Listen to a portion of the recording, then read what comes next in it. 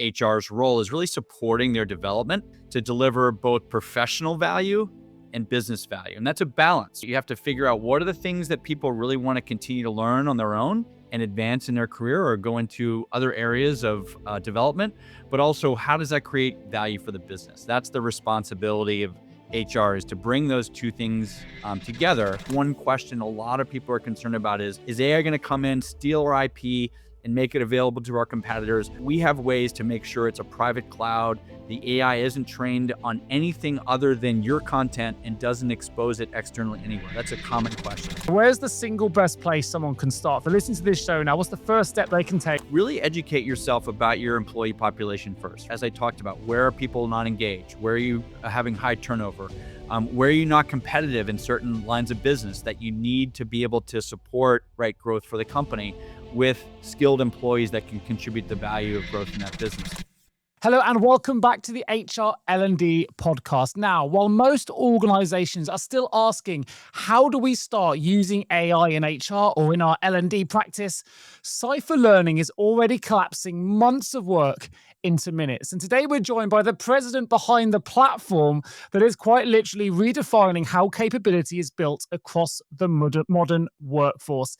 If you're new to the show, welcome. Please do remember to click follow or subscribe. But most importantly, please do share this episode with all of your HR L&D colleagues and friends, because then we can really raise the profile of this profession worldwide. And it's really important because AI is now at the forefront of human resources and learning and development, which is why today I'm joined by the leaders right at the precipice of that forefront when it comes to AI-powered learning, John Kannapell. He's president and COO at Cypher Learning, the world's first AI-native learning platform designed specifically to make learning faster, smarter, and most importantly, genuinely people-centered, which is why I was really excited to get John on today's show. Now, he has more than 20 years experience scaling SaaS businesses from 10 million to over $700 million. We're in really good hands. He spent the last several years helping organizations to close those critical skill gaps and transform performance using artificial intelligence. Without further ado, John, welcome to the HR L&D Podcast. Great to meet you, Nick. Thanks for the introduction. Looking forward to having a great conversation today. Me too. I'm super excited. And a lot of human resources professionals and leaders, they don't know where to get started with AI, particularly when AI is moving so fast. We're going to talk about AI agents today. We're going to talk about the limitations of LMS systems. But before we dive into all of that, my first question, you probably know it's coming.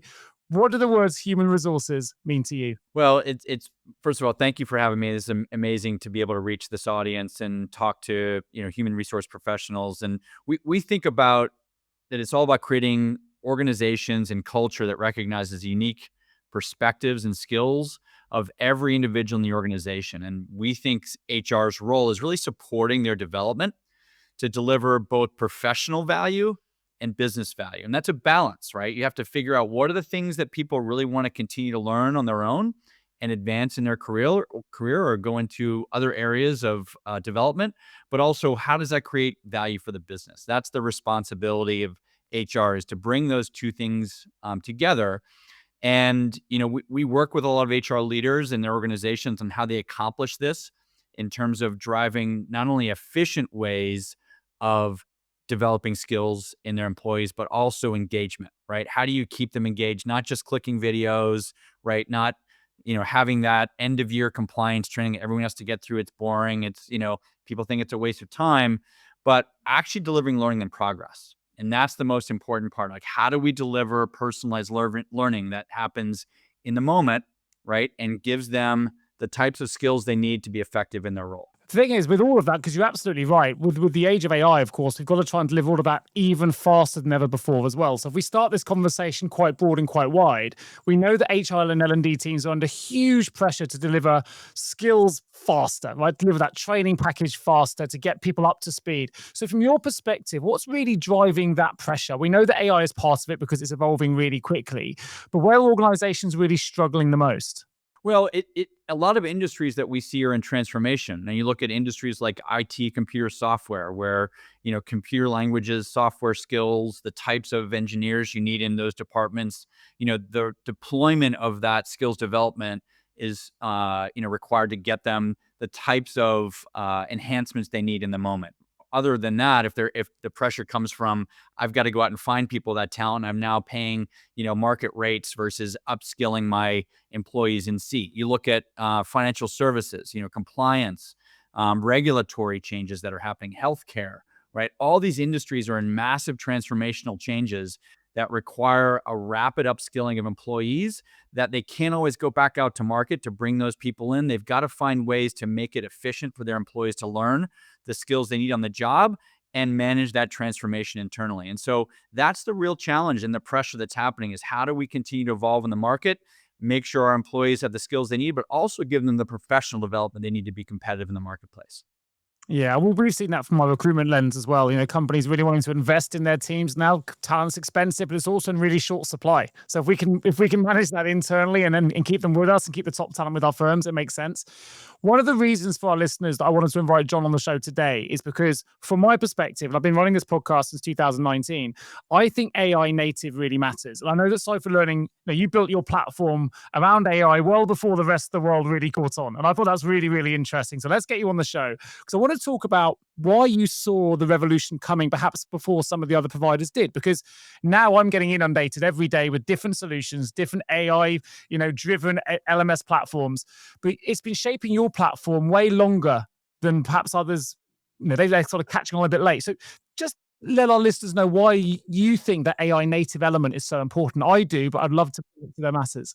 Yeah, well, if you look at the history of learning, right, it really up until maybe the mid 2000s, learning had been what we call the sage on the stage. You have an expert in the front of the room, they're teaching, 20, 40, or hundreds of people if you're in a college seminar, and that was the kind of bi-directional learning. And then LMSs came along where you had the ability to add a syllabus or add some courses, right, to maybe a professional organization where you had Sandler training, for example. Sandler is a customer of ours. They would come in, they're transforming their entire way of delivering their training, not just with syllabus, but courses, right? And microlearning and conversational. So all of that evolution of what's starting to happen with the use of technology, really what we saw was the amount of time it took to develop relevant content, to think about content development, skills alignment, assessments, even gamification to make it interesting, took a lot of time for instructional designers in L&D departments to get that work done. We saw a tremendous amount of efficiency gains when we started testing AI doing those types of activities and using AI to do automated content creation, automated skills development, automated assessments. Now, it's not 100% perfect. Obviously, AI does have hallucinations in some ways. So we always say it's 80% ready with human oversight and correction to make sure that it's actually delivering the type of content and aligning the skills that they need for their organization to move forward. So that was our first venture, was getting into the instructional design tasks and automating that. And what we found was once we started deploying AI in those situations, we saw tremendous results. 60% faster course creation of new courses, 119% more courses per curriculum designer, right? In terms of the productivity of the individual sitting in those seats. And because we've got really great UI, simple, right? Clicks, swipes, if you're on a mobile device, we're seeing 20% higher course completion rates. So the usability aspect of this is also a big part of getting not only the design content, but also the engagement and completion. And so now where we're going is really interesting because once you have that base of mapped skills, mapped assessments, mapped content, you can actually go along the learning lifecycle back to transactional learning, people asking questions about center operating procedures. You can get into micro learning. How do I develop this specific skill that my manager may have assigned to me? Or go into micro learning courses or full courses, depending on what the organizational needs are. Now, it's not just about, right, training employees and onboarding employees. Most of our customers are using it for internal and external training. So think about training your customers, your extended enterprise, right? All of your channel partners who need to know how to deliver your solutions in the market. All of those different communities are also seeing an acceleration because of AI, because you can develop the courses, deliver it. But really the piece that I would say is the most, transformational is personalization at scale, right? Now, all of a sudden, you've got the ability to take, right, hierarchical types of content and deliver it in a much more personalized way that's efficient, doesn't have the same cost elements of someone manually putting that together, but delivering in a personalized way. Yeah, and I imagine there's got to be HR leaders listening to this, thinking, you know what? Because I've got a team, and I've used LMSs in the past, right? But I find recently they become slow, they become clunky, and quite honestly, they've actually killed engagement. Like, it's a real task for me to get my team to log into these platforms and say, you need to do this course. It's going to benefit you. Maybe it's a compliance update, maybe it's legislation, but as you say, they're internal things that I have to make sure my team are doing. But it's really hard to get them to do it. And yet, there's all of my team are coming to me saying, Nick, I want this micro learning here. I'd love to learn this little bit here. And the idea of creating that kind of opportunity, that bespoke product, I think is where the market is. Do you think then, if you're seeing the similar kind of movements and uptake, do you think the traditional LMS model then is no longer fit for purpose? Have we moved beyond it? And if so, what's the new model? Yeah, well, there will always be a place for administrators and L&D professionals to create, right, content, right, to create learning content. That's important, right, because you want to make sure you're maintaining your IP, you've got the right governance around it, you've got provisioning of roles and permissions, right? So, for example, a franchise organization, we work with U-Haul, Hyundai. Many of these organizations have brand control, right? The creative design of their logos, the colors, the vision, the strategy of the mission. But as you go through the market, right, you want to be able to deliver personalized, right, by language, right, by site, right, by store format, by role in the organization. All of that becomes part of how you scale this thing out. So that'll be a part of what the LMS does, is setting the rules and organizational hierarchy first. But the distribution is what is changing, right? Not only around how you access it. So we're starting to integrate with places where people are doing their work every day. Think of Slack, Microsoft Teams, Google Workplace, right? These are all places where the majority of employees are spending their days administering work, right? Managing code. If you're in GitHub for an engineer, for example, and you have a problem, do you really want to go log into the LXP or the LMS to go take that course? Or do you want to ask a quick question of, hey, I've got a problem. What does the company say the best operating procedure, standard operating procedures to solve this problem? I'm in the field. I'm a home services rep, installing something. I've got to be on a mobile device and make sure I've got the right tools and the right capabilities and the right procedure to install something. And so that's more transactional in the moment, in the flow of work. That's what we call it, learning in progress. And you need to be able to be available, right, in the screen that they're in that moment, versus having to log in and have to go to a course. So that spectrum of accessibility is really important. I'd say the third part is most of the controls of how learning gets delivered and how it gets deployed and what reporting comes back has traditionally been an L&D kind of controlled environment. A manager comes, says, I need these trainings or these specific courses for my employees. L&D developers, but most of that model isn't working because most of the managers aren't getting what they need, right? It's a frustrating part. L&D is under resourced. Managers aren't getting what they need. And so now what we've done is made the tool set so easy to use that managers can actually say, oh, develop this course, develop this learning, this micro learning, and send it down to my sales team to do better objection handling, and let me see how they're engaging, who's progressing. Let me have a little gamification, going on with my sales team to have a leaderboard, right? All of those things are starting to change, just like, Excel or reporting tools became, right, common across all functions. We see the same thing happening with L&D tool deployment and reporting. It's amazing. There's one thing that I'm really excited about, and a question probably I'm most excited about asking you today, and it's the idea that I think you call it your secret sauce. I'll let you explain it in just a moment. But there's an idea for me that I think with the way that we're talking about experiential learning now, but I think there's a saying somewhere that goes along the lines of, you can't solve a problem with the same thinking that created it. And I think sometimes we think we want a course, but what I love about the way that AI can be integrated, and people will be familiar with this with an LLM, you'll ask a question or you'll ask GPT or Claude or something to do something for you. And at the end, it'll give you some suggestions of other things you might want that you haven't always thought about and go, oh, that's great. And the same can be true of learning. You think you want to do an Excel course, as you mentioned, get basic Excel. And by the end, it might say, well, what about learning VBA? Or what about, and it's like, okay, well, I hadn't thought of that. I didn't know that was available. And you can really start to go on a really exciting learning journey. Now, I know at Cypher, you've got something called the Cypher Agent, which I know is your AI secret sauce. For listeners that may not even be familiar with what an AI agent is, but maybe they have, maybe they're not. But what if you can just give me a bit of an update on why it's such a breakthrough for L&D teams, and a little bit more about your secret sauce? Well, I mean, what's happened over the last several years with the evolution of OpenAI and Claude and all these other, AI agents, right? It's allowed conversations to happen, right? For the first time. It traditionally, I came from a search background. I used to run the search business at AOL. Google's our big partner, right? You typed in a query, you got results, you navigated and discovered and came back. Maybe you reformulated your query. It was really on the user to be able to go and figure things out themselves, and it might take minutes to hours to get an answer. Now you've got a lot of that content that has been stored, right, indexed, and the ability to actually surface it in conversational learning. And so that's the real breakthrough for us in a learning environment is we launched a product called Cypher Agent, right, which is the first learning agent that allows users, any learner, to come in and ask a specific question, right, about a topic that might be a skill or some type of, learning opportunity that's within their job, description, or maybe outside of their job description. But because we know who they are, right, from an organizational standpoint, we know their job description, we know maybe through an assessment they took when they came in, right, where their skills are strong and where they need development.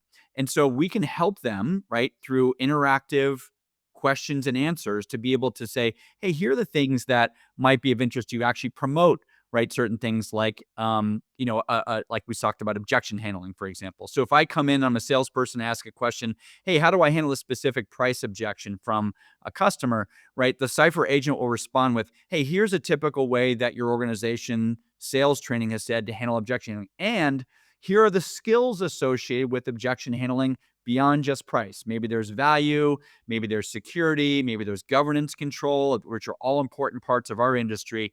And it gives you the skills that relate to objection handling that might come up in a conversation with a customer, and the ability to drill into those skills. And then also, to your point, offer, would you like to take a quick skills assessment or a micro learning course about this specific topic, and then get you into a short course that might assess you on your progress? And then your manager has great feedback on, are you engaging? Are you progressing your skill? Are you getting smarter and more valuable to the company and professionally to the organization? It's super exciting. I mean, from the recruitment lens that I look at the world through, this covers quite a few of the major reasons someone might leave an organization, right? People leave because they don't feel invested in. They leave because they feel they've hit a ceiling or they're not learning. And as a result of that, we have high, attrition potentially. And the HR's biggest objective often as leaders is to improve retention, improve the ability to attract better staff. And it kind of ticks a lot of those boxes. I want to work for an organization where I can follow a learning pathway that I think is going to develop my career for the future. I do want to feel like I'm being invested in.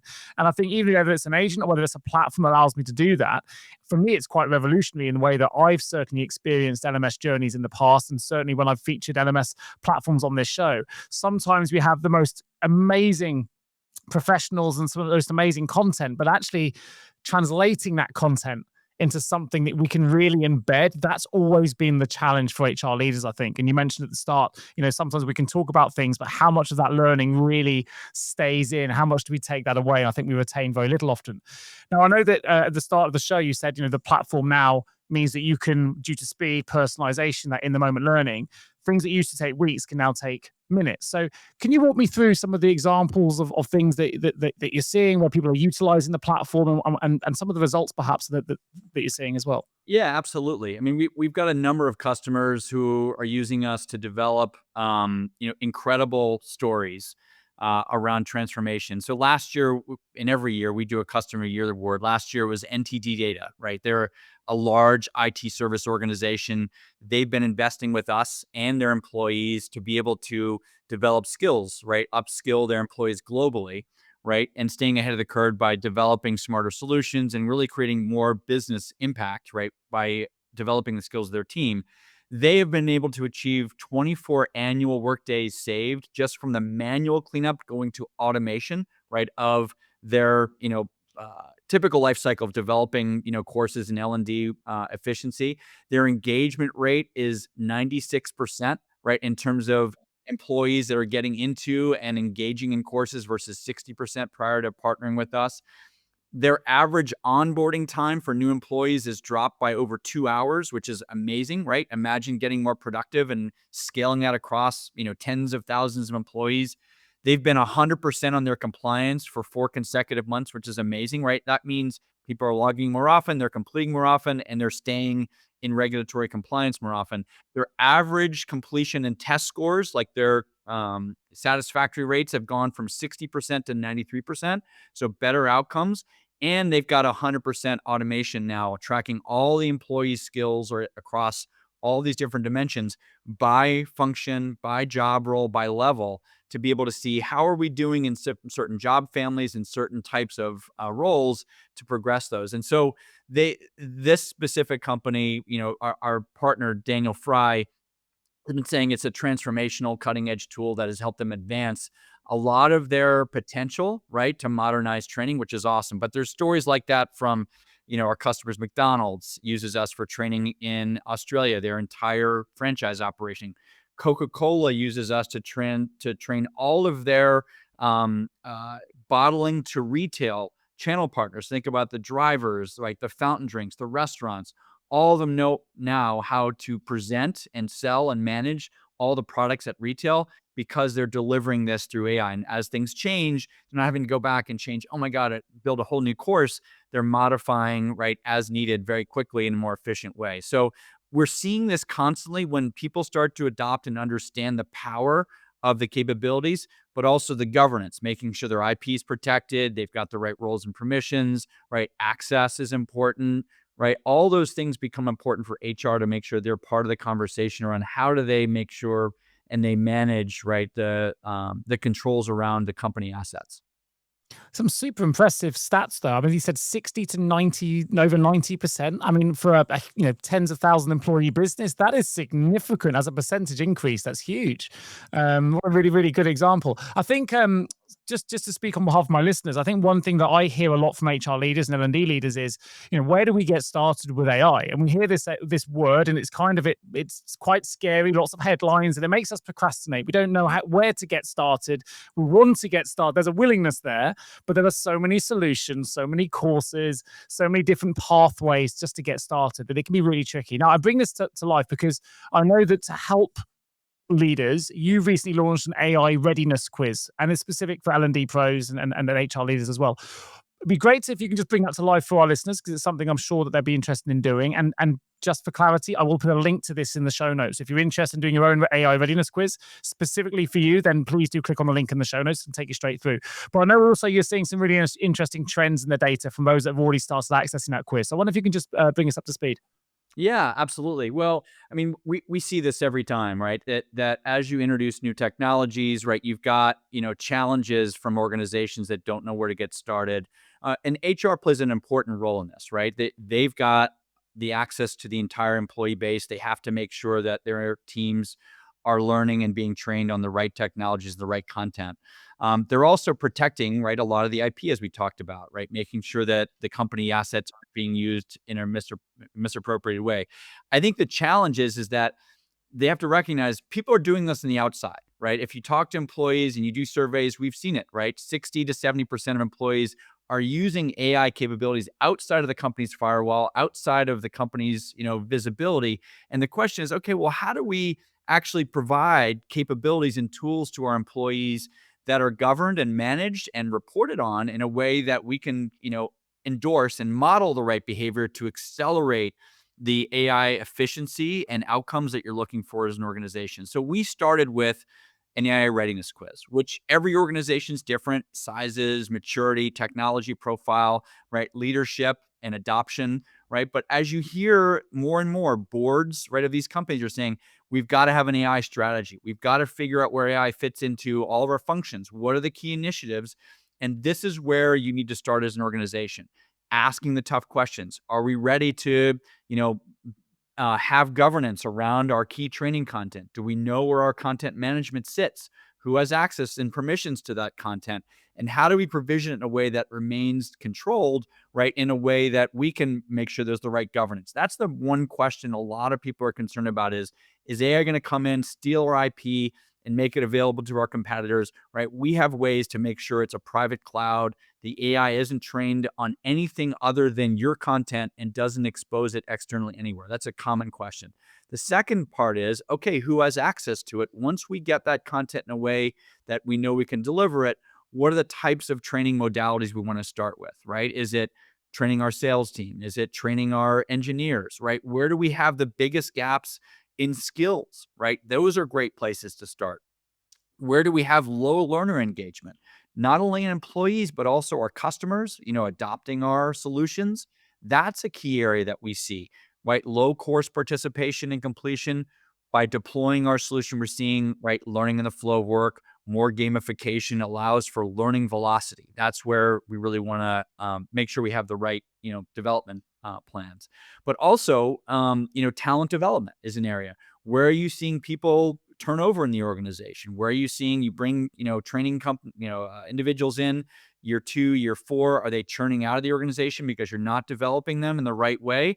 How do we get better retention of that group by putting them on a skills path, right? To help them see what the next level and job, architecture is of their career path and deliver a personalized learning plan. So to me, it's around understanding the maturity of your organization. The AI readiness quiz helps you that. It helps you focus on the areas you can close the gaps and then identify areas that you can get started.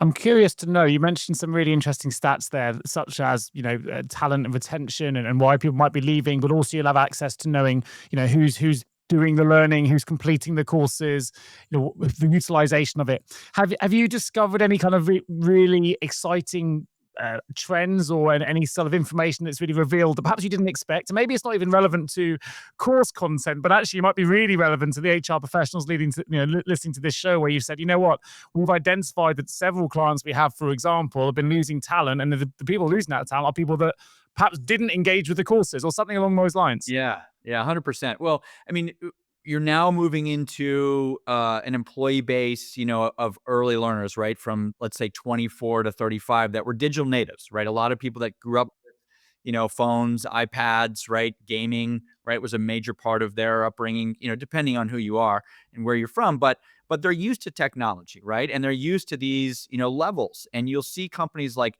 Duolingo does a great job of this, right? With all their gamification, right, tools. If you listen to one of, their CEO said the best thing they ever did was when they said, hey, it looks like, they've missed maybe 4 appointments to get back into language learning. It's time to take a break. Looks like this isn't going to work for you. That was the best intervention that they had in the product, because people are like, no, like, don't give up on me. I'm ready, right? And so those types of gamification tools are what we use in our product. If you look at where we win awards, hands down, it's in our UI and UX and engagement, right? Those are the things that we simplify the way you can engage with employees, not just in logging into the LMS, but also making learning accessible inside of the applications they use every day, but also motivating them with leveling and rewards. For example, Yokohama is one of our customers, big tire company. They serve, everything from, F1 events to industrial tires. They needed to engage their channel partners in making sure they represented their tire products at retail the right way. They use gamification to be able to get people engaged at the retail level, give awards out when people start to, exceed complete courses and show that they're engaged in the product, understand how to market it and present it to the customer. And then when they achieve certain levels through the gamification and badging that we provide, which are all customized for Yokohama, all kinds of levels around tires and, road racing and industrial products. And they award merchandise. So they get coolers, they get hats, they get jackets, leather. It's all reinforcing the channel to believe in the brand by using leveling. And leveling is just something that came out of the gaming industry. For years, people know, like, what's the success rate you need to achieve in order to get to the next level and not give up. And we use that a lot in learning. HR leaders. I'm Nick Day, host of this podcast, but also founder of JGA Recruitment Group. And here's what I hear every week from top HR leaders. They say, Nick, we can't find the talent. It's our biggest challenge. And when we do, we can't retain them. Well, that's where we come in. At JGA, we specialize in HR recruitment and only HR recruitment. From executive search assignments placing CHROs, to contingency hires finding HR pros, to global HR transformational contract placements, and every people role in between. Across every vertical and at every single level, we know where the top people are, what motivates them, and most importantly, how to get them excited about your opportunity, even if they're not actively looking. With engagement rates over 90%, we don't rely on job boards. We rely on relationships. We place fast, we place right, and we do it in a way that reflects your brand, your values, and your goals. So if you're building a strategic HR function, please don't leave it to chance. Visit jjrecruitment.com or reach out to me directly and let's build the future of work together. I absolutely love that. And you mentioned Duolingo. I mean, I'm one of those people who's been suckered in, and I desperately don't want to lose my 300+ day streak. You're thinking, okay, even though I don't want to use it that day, I'll find a moment just to keep my streak going. It does make a difference. But I think what's really exciting for people here, particularly those that are nervous listening to this about AI, is I think you've given a really good example there of what human-centered AI looks like. We're not talking here about AI replacing people, which is what all the headlines are about. Certainly in my world of recruitment, it's definitely what the headlines are about. But here it's really about where AI can augment what people do. It's not replacing them, it's making them better. It's, as you said, you have an opportunity now through gamification to be the best tire salesman in the firm because you're showing your commitment to the courses, you're showing you understand that what you're learning, and you're able to feed that back through your assessments and your leveling. And I think that's really critical. I think it's a really great example of where AI is really, as you say, augmenting or improving the work that we do and not just replacing. And I think that's pretty critical in the world of L&D at the moment. But I know there's a real fear around it. So I think you've articulated that in a way that says, hey, this is how we can start using it, much more intelligently. And at the back end of it, of course, you've highlighted some really great metrics and statistics and insights that HR leaders can also use to drive performance within an organization. 1,000%. Yeah. I mean, this is about transparency, right? If you think about where we've been before, right? How you get promoted, what are the things you need to demonstrate in order to get to the next level, right? It was soft, right? It was based on reviews, right? Are you making progress 6 months, 12 months in, right? Now we've taken that and delivered it in a micro learning environment where you can deliver, right, point learning solutions in progress, right? Conversational learning, micro learning courses, full learning courses that allows the employee to not just say, I want to be a sales director or a brand manager or account executive, right? Now I can actually show, right, by demonstrating that I'm engaging in learning and deploying it back in the organization that's measurable and reported to the manager and to HR, they can see progress that's happening. And then as a learner, I can see, here's my job. These are the skills I need. I'm at 80% of that skill, according to what the organization said I need to demonstrate to get to advanced or mastery in that skill. And if I just do a little more, I'll be mastery. And there's no one that's going to argue with that because it's, accomplished. It's based on the organization's assessment model, skills evaluation, and deploying learning to learners in the right moment. And so all of those things create transparency of the employee to see, where am I going, and what are the things I need to demonstrate to get to the next step. Now, everybody knows to get promoted, job has to be open, has to be available, right? You have to be at the right stage, maybe in the promotion cycle, but at least you've given them the professional development or a badge or something that says, I've accomplished this. And that's something you can put on your resume, your LinkedIn profile as a professional. That means the organization is creating professional value for me. So a question then, for the L&D people listening to this, as AI becomes embedded in daily workflows, how is this going to change the role of the L&D professional? So if I was to start using Cypher Learning, how much of the course content is already inbuilt? So let's say you mentioned an example that I want to become sales director. As an L&D professional designing those learning workflows using your platform, am I responsible for building all the content in the platform for it to then spin off, or is there an element of content through the agents, through the AI, through other people that have built sales courses or financial courses or Excel courses, which they can lean on? How does that role change? Yeah, so it's funny. I just went to the Sandler training conference. They're a big sales training company. They've got a global sales training organization that works with organizations to help them uplift all their salespeople in place. And I spoke with a lot of their customer success team that are out working with a portfolio of companies in regions. And a lot of them saying, hey, here's the types of things that we're doing. We're trying to figure out, right, how to leverage AI to be able to evolve their training content more rapidly, in financial services, let's say. But I may not be connected to someone else in another territory with financial services in their book of business. Can we create some templates, right, around financial services sales training that we can share across the organization cross-functionally so that we're leveraging the industry-specific sales training content globally, right, by region? And because the tool allows them to use 50 different languages and translate instantly, right? That's a savings for the instructional designer. Be able to repurpose content very quickly, be able to manage roles and permissions, which is for a company like Sandler really important, right? You've got corporate, you've got the admins at corporate, you've got the franchise owners, you've got the individual customers, and then you got the roles at those customers, right? Sales director, VP, and below, right? You've got to be able to cascade the relevance of that content, and that's where the L&D professional's role is going to continue to evolve. Is the tools are there, right? The hierarchies there, permissions and controls are there. Now it's about how do I create a template that can be versioned by region, by store format, by language, and by role in an efficient way. And that to me is where our system is world class. We continue to get really great feedback on the controls and the scalability of that chart, which sounds hard, but because we've got the ability to version that content really quickly and to be able to do automation, for example, and this is again another L&D area, is once you actually demonstrate either progression, like I'm moving to an advanced level, we have marketing automation that's unlock this new community for them to participate in. All the sales directors across the globe that share that you've completed this course, or if they're not progressing the right way, right? How do we nudge them in the right way? Is it a text? Is it a manager alert? Is it some other gamification? Hey, you're falling behind, like Duolingo, right? All of those things become behavioral, right?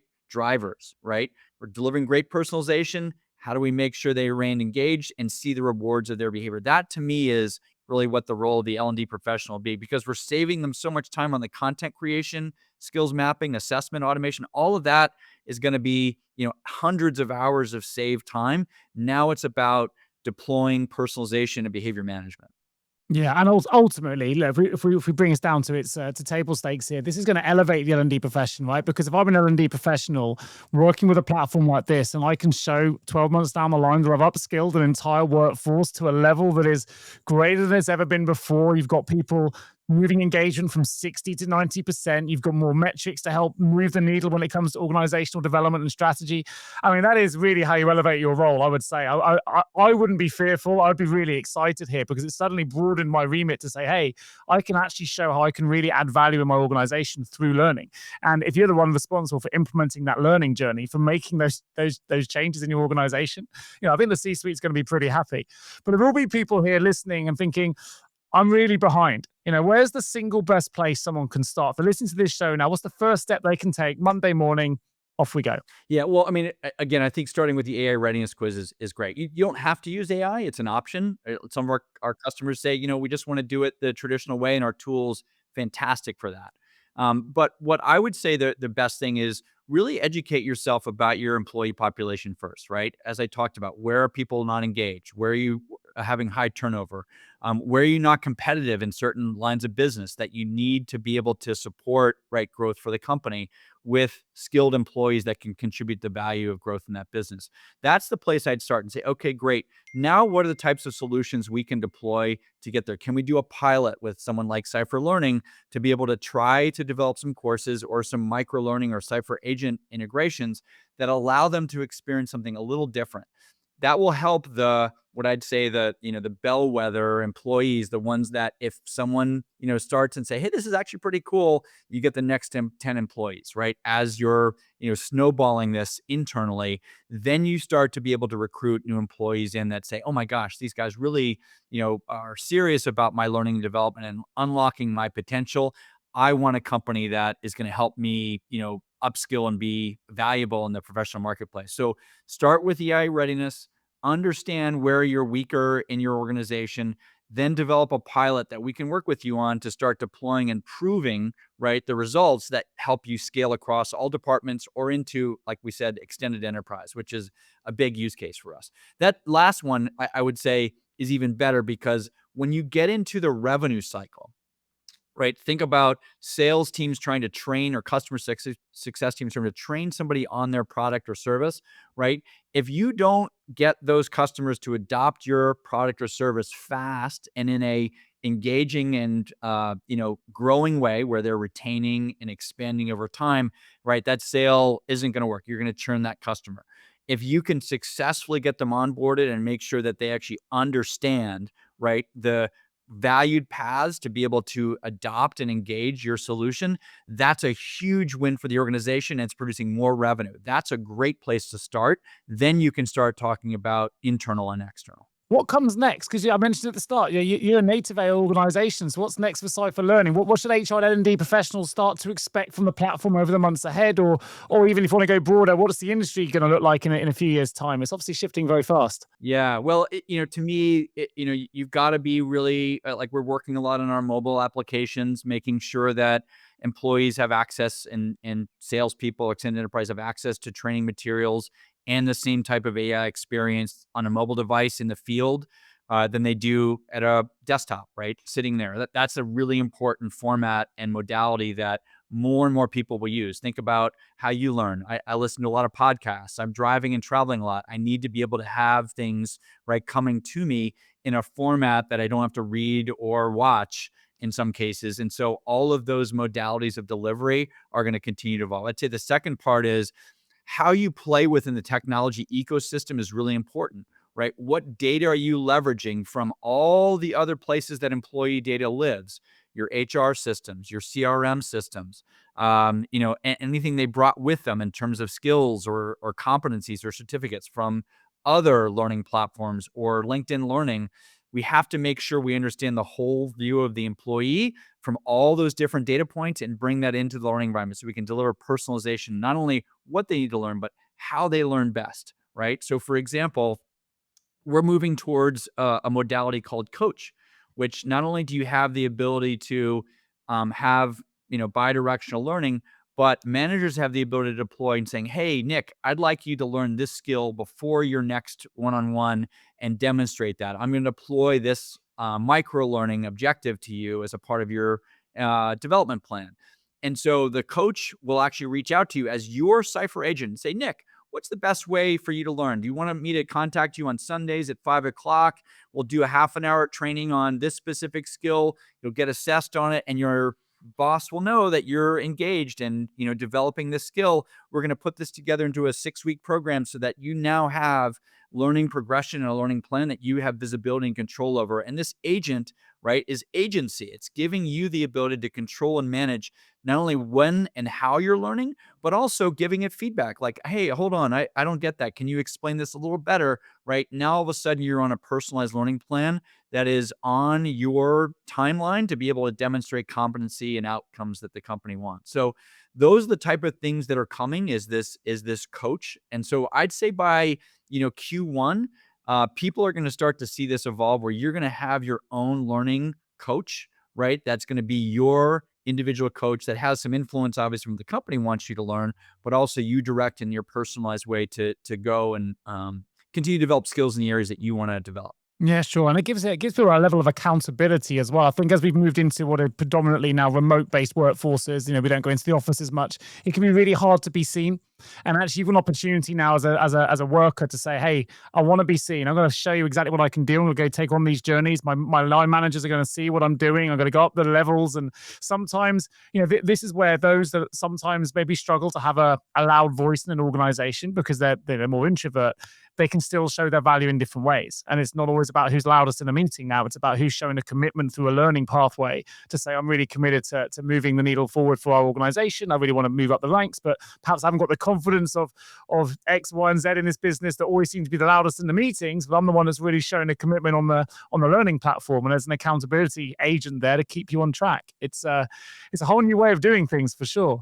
Right. Isn't that awesome, right, though? Isn't that the type of employee you want? You want someone who's engaged in that way. I mean, if as a leader and a manager, right, I want people that are leaning in, like saying, "Hey, what do I need to do?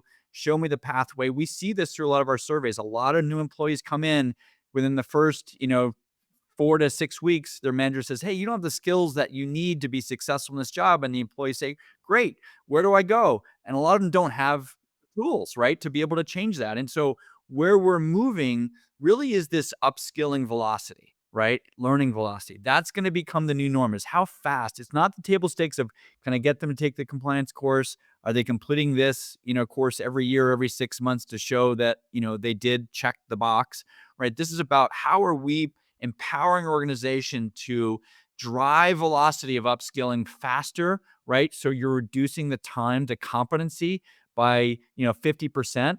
You're developing it in an efficient way, you're increasing productivity, and as a result of that, you're driving better retention, right? Because people believe in the organization, the organization believes in me, and they're going to support me as I go forward. We'll go open the HR vault in just a moment, but something that came to mind when you were giving that response is it sounds like a human nature, we've always had the appetite to want to learn more, but maybe it was the technology or the opportunity or the access that prevented us. And you mentioned Duolingo a couple of times. I think about what I've been doing recently now that it's more accessible. No one's forcing me to learn Italian on Duolingo, right? This is a personal choice. No one's forcing me to do the levels, and I'm actually investing. I'm paying money for that app to make sure that I can go through that journey. I'm doing music courses. I'm doing different things. And actually, I'm not alone. There are millions of users doing these things. And it's suddenly, it makes me think that would I have done it sooner if I had accessibility to those apps earlier? And I suggest I probably would, because no one's forcing me to do these things. So the appetite for learning is absolutely there. We're seeing it. It's why there's been such a plethora of these apps coming out. Now we can actually access them and move through the journeys. And now if we can make that accessible in a work environment, I can imagine the uptake, the engagement, the people that want this and are craving for it must be phenomenal. And obviously, you're seeing that with the engagement metrics you've mentioned on during the course of this episode. Yeah. Well, our purpose, mission, vision, right, is about really giving learners the edge, right? That's what we focus on is we've got a rapidly changing world. We've got demands on employees that are changing constantly. We've got changing business environments, with political, regulatory, right? Manufacturing is transforming massively. Oil and gas, energy, all these industries are in transformation. And so, how do we give the employees that edge to be able to keep up and actually accelerate, their learning is what we focus on with the tools that deliver billions of learning moments every day. That's our daily mission is billions of learning moments every day. But you have to do it in a way that reaches people where they are, to your point, right? How are we giving them, right, the ability when they, I wake up, I got my coffee, I log in, and one of the things that we believe people should do is, hey, what's your learning objective today? What's one thing we're going to learn together today to continue that learning development as a behavior and a habit? And that's what you're talking about. You're on Duolingo because you developed a habit. Now, things do happen, personal life, things interrupt them. But the best news is that if you pause, for a medical issue or you're on vacation, right, all of that place where you left off, right? This is your last micro learning. This is your progress. This is where you still need to make progress to get that badge or that outcome or that job you're looking to get will still be there. And all the memories of things that you taught, right? About the things you're interested in, how you learn will still be there. And that's what's really exciting. You're not going back to school and try to remember all the stuff that you did 12 months ago or 6 months ago. It's in place and you can access it any moment in a micro learning way or in a full course way. And that's what's exciting for us. I like the idea at the end of the day, maybe we need to build in, I'll give it all for that roadmap thing for you, John, of, personal gratitude diary at the end of saying, well done, these are the things you've done today. You should be really proud of yourself. And then we open up the next day and go again. But let's open the HR L&D vault. 3 short, sharp questions for you. The first is simple. One piece of advice you would give to HR L&D leaders who want to help unlock their workforce potential. Yeah, I think again, I'd start with the AI readiness quiz. I think that's a great place to start. Is go in, understand your organization. What are the things that you think are the gaps in understanding how you're going to leverage AI from a learning and development perspective? How do you close those gaps with leadership? Find a sponsor inside your organization, a functional leader, a business unit leader that really needs help, right? Because they've got high turnover, bad retention, other things that can help them accelerate. That's a great pilot for you to demonstrate efficacy that can scale across the organization. Amazing. Now, of course, I mentioned in the introduction, you've got 20 years experience scaling SaaS businesses from 10 million to over 700 million. So what's one thing you now know that you wish you'd known when you began your career? Wow. Well, I think for me, like the thing that really gets me excited is I love being in industries in transformation, right? That's always been my focus is how do you see, some lights and some green shoots in the chaos?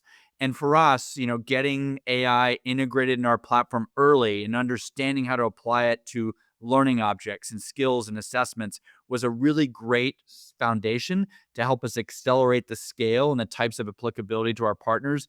And to me, that's what's exciting is seeing the green shoots. Don't get distracted by, the noise on the outside that might say, oh, it's like this, but understand where you're creating value and outsized impact. And so, for example, for us, our outsized impact we see is in training companies. We see a ton of training companies use us to sell training as an e-commerce, right, opportunity.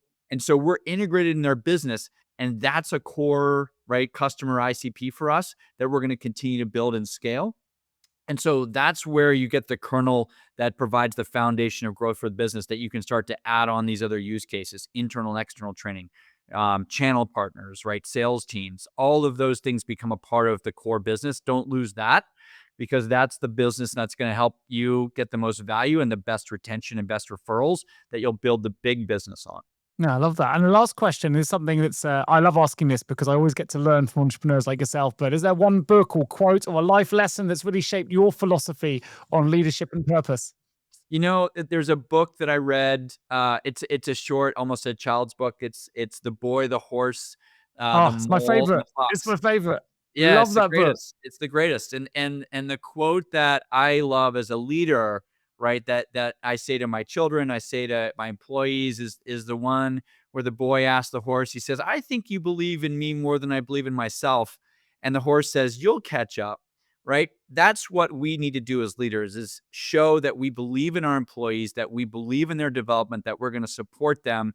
And maybe they're not confident, maybe they don't have the skills yet to know what to do, but if we give them the right encouragement and tell them that we believe in them more than they might believe in themselves, they're going to be effective and get the confidence they need. Everybody has those people in their lives that believed more in them at the moment when they're a bit vulnerable, right? Those are the people that you remember most in your life, that supported you and really got you on the right track to be successful in life, professionally, personally, anywhere. And so that's what I try to do.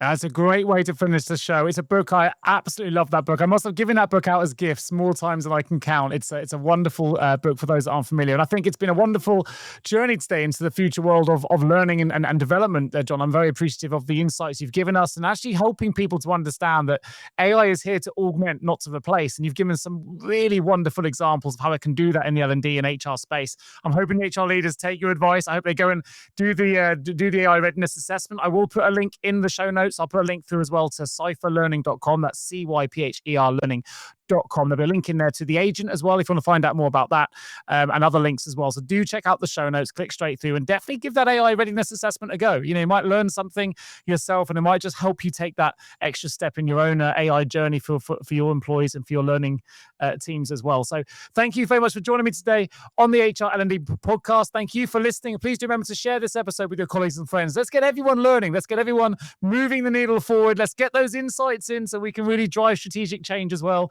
It'll really raise the profile of HR and L&D. So it's important we all do this as a community. And I thank you all, and I'll bring you the next episode real soon. John, thank you. Thank you, Nick. Enjoyed meeting you. Take care.